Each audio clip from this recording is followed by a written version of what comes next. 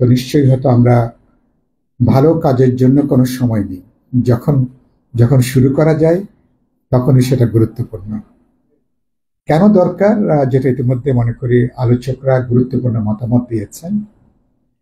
এই আমাদের 16 বছর এবং 36 দিনের যে লড়াই, যেখানে আমাদের মুক্তিযুদ্ধের পরে সবচেয়ে বড় গণহত্যা যেটা সংগঠিত হয়েছে, সুতরাং এই গণহত্যা এবং অপরাধের 16 বছরের যে অপরাধ, যেটা আরব উপন্যাসের কল্পকাহিনীকে অনেক ক্ষেত্রে ছাড়িয়ে গেছে, ফলে এই অভ্যুত্থানের একটা ঐতিহাসিক খুনিদের তাদের যে বিচার, এটা কোনো শোধ প্রতিশোধের বিষয় নয়।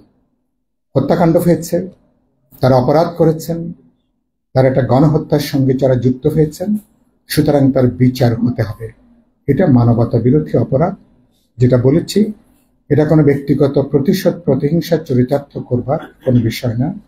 ফলে গোটা আন্দোলন অভ্যুত্থান তার রাজনৈতিক নৈতিক তার ন্যায্যতা প্রতিষ্ঠা করবার জন্য, এবং অভ্যুত্থানের যে আকাঙ্ক্ষা, অভ্যুত্থানের যেটুকু সাফল্য তাকে ধারণ করা, ভবিষ্যতের দিকে যাতে অভ্যুত্থানের যে বার্তা, সেই বার্তাটাকেও সামনে এগিয়ে নেবার জন্য এ ধরনের ঘোষণাপত্র মনে করি থাকা দরকার। কিভাবে হবে এটা নিয়ে ইতিমধ্যে আপনারা সবাই আলোচনা করেছেন। আমি মনে করি এখানে অভ্যুত্থানের সাথে যুক্ত যে অংশজন, ছাত্র তরুণরা, সকল প্রায় বিরোধী প্রায় সকল রাজনৈতিক দল, ছাত্র শিক্ষক, জনগণের প্রায় সকল গুরুত্বপূর্ণ অংশ যারা যুক্ত ছিলেন, তাহলে সবার মতামত এবং তাদের যে অধিকার এবং মুক্তির যে আকাঙ্ক্ষা, বাংলাদেশ এখন ভবিষ্যতে যে পথে হাঁটতে চায় তার ইঙ্গিত বা তার যে আকাঙ্ক্ষা যদি প্রতিফলন করে, এরকম সম্বলিত ঘোষণাপত্র হবে, এটাই স্বাভাবিক। সুতরাং সেই জায়গা থেকে আজকে আপনারা প্রধান যে বিষয়টা মনোযোগ দিলেন, আমি মনে করি এটা এভাবে এটাকে দেখা যেতে পারে।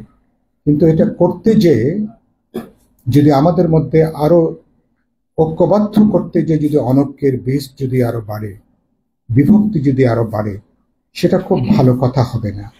কারণ এখনো পর্যন্ত আমাদের এই অভ্যুত্থানের, আপনি জানেন যে বিপ্লবের পেছনে পেছনে নাকি প্রতি বিপ্লব হাঁটে, অভ্যুত্থানের পেছনে পেছনে প্রতি অভ্যুত্থান হাঁটে।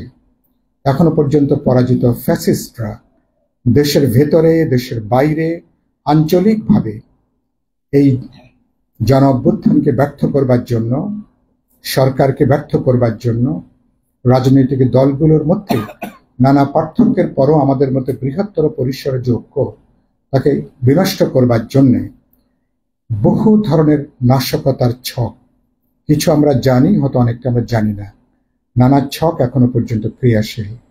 সুতরাং আমাদের মধ্যে নানা প্রশ্নে ভিন্নমত থাকলেও জাতীয় স্বার্থ, জাতীয় সার্বভৌমত্ব, জাতীয় নিরাপত্তা, এই প্রশ্নে আমাদের মধ্যে ঐক্যবদ্ধতার কোনো বিকল্প নেই।